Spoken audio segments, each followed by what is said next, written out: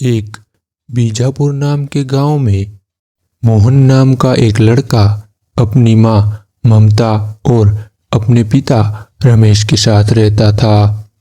उसे ड्राइंग करना बहुत पसंद था। उसके बनाए हुए चित्र को देखकर पूरा गांव उसकी चित्रकारी की तारीफ करता था। हालांकि वे लोग बहुत गरीब थे, फिर भी वे लोग सबकी मदद किया करते थे। रमेश गांव में मजदूरी किया करता था और ममता घर घर जाकर काम किया करती थी। मोहन बहुत ही नेक दिल था, वो सबकी मदद किया करता था। फिर भी उनका गुजारा बहुत मुश्किल से हो पाता था।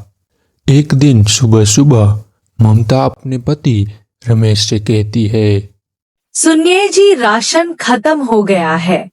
आते हुए राशन लेते हुए आना। घर में एक भी दाना नहीं है।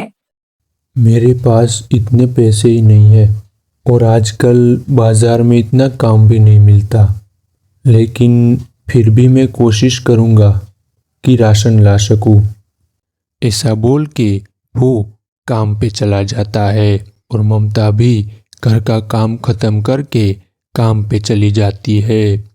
शाम को जब वो घर आती है तो देखती है कि घर में राशन नहीं है। इसीलिए वो अपने पड़ोसी के पास जाती है और उससे थोड़े चावल मांग कर लाती है। रमेश जब काम करके घर वापस आता है तो ममता उससे पूछती है, आप राशन लेकर नहीं आए। रमेश दुखी होकर बोलता है, आज भी बाजार में कोई खास काम नहीं मिला, तो पैसे भी नहीं मिले और मैं राशन भी नहीं ला सका। आपको कोई और काम ढूंढना चाहिए जिससे आपको पैसे मिले और हम कम से कम अपना गुजारा तो कर सके। और मोहन का दाखिला भी तो स्कूल में करवाना है। मैं कुछ सोचता हूँ।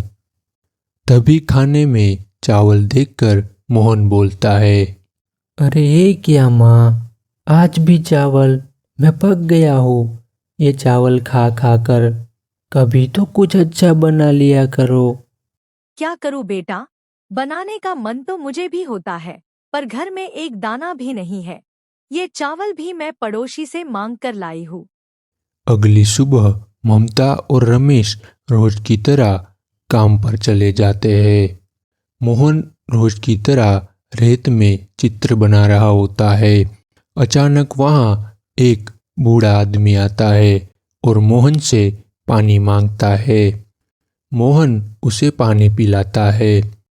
पानी पीकर वो बूढ़ा आदमी बोलता है, शुक्रिया बेटा, तुमने मुझे पानी पिलाया। अरे बेटा, तुम तो बहुत अच्छी चित्रकारी कर लेते हो। शुक्रिया बाबा। बूढ़ा आदमी उसे एक पेंसिल और एक कागज देता है और उससे बोलता है, इस पेंसिल से तुम जो भी बनाओगे वो चीज़ तुम्हारे पास आ जाएगी, लेकिन याद रखना, अगर तुम इसे लालच के लिए उपयोग करोगे तो ये इसका उल्टा असर करेगी, समझे? मोहन खुशी खुशी कागज और पेंसिल ले लेता है और बाबा का धन्यवाद करता है। फिर वो उस पेंसिल से एक आम बनाता है और उसके पास आम आ जाता है। मोहन बहुत खुश हो जाता है और उछल पड़ता है। शाम को जब ममता और रमेश घर पर आते हैं तब मोहन उन्हें सारी बात बताता है और पेंसिल को लेकर उसकी मदद से राशन बनाता है तो तुरंत उसके सामने राशन आ जाता है। यह देखकर सब बहुत खुश हो जाते हैं। अब वो लोग गांव में सबसे अमीर बन गए थे। मोहन भी अब स्कूल जाने लगा था और उन लोगों के पास बड़ा घर, गाड़ी और गांव में एक फैक्ट्री भी थी जहां पर वो लोग गरीबों को काम देते थे। वो लोग उस पेंसिल की मदद से गांव वालों की मदद किया करते थे। ये सब देखकर उनकी पड़ोस में रहने वाली सुनीता को बहुत जलन होती है।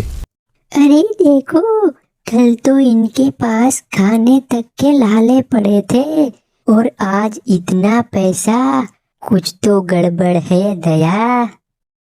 और एक दिन सुनीता उन लोगों को जादुई पेंसिल का उपयोग करते हुए देख लेती है और मौका देखकर उस पेंसिल को चुरा लेती है। और जैसे ही वो उस पेंसिल से कुछ बनाने लगती है तो उसके सामने एक लकड़ी का डंडा आ जाता है। सुनीता उससे बचने के लिए इधर उधर भागने लगती है।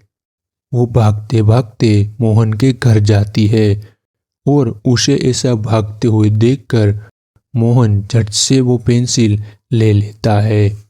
मोहन के हाथ में जैसे ही वो पेंसिल आती है, डंडा गायब हो जाता है। उसके बाद मोहन और उसके मम्मी पापा उस पेंसिल से सबकी मदद करते हैं और खुशी खुशी अपना जीवन व्यतीत करते हैं। तो इस कहानी से हमें ये सीख मिलती है कि नेकी का फल हमेशा अच्छा होता है और बुराई के साथ हमेशा बुरा होता है।